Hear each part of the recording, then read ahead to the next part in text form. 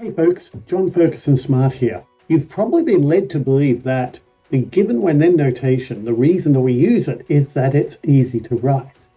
I mean, it sounds simple and intuitive.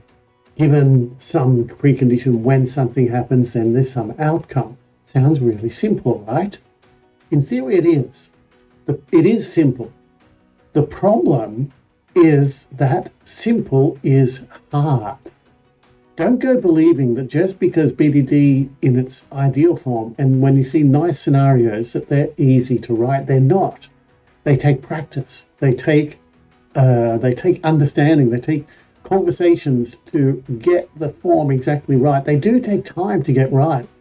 As you practice them, especially in the same project, as you continue working on them, you'll get better and better, and you'll get faster and faster. But don't go thinking that it's straight out of the gate. You'll be going really quickly. You'll be doing these really quickly.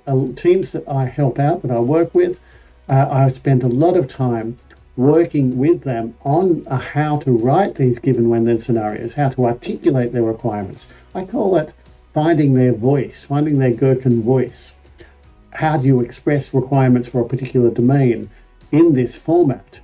And it does work really well when you can nail that format, when you can write that format as a way of recording your conversations, as a way of recording and articulating your business rules and it does, when you do that well, it does work really nicely because it becomes a source of truth. It becomes a source of documentation for your product, documentation for your business rules, and a conversation starter for the next step when you want to change or enhance or modify those rules in any way.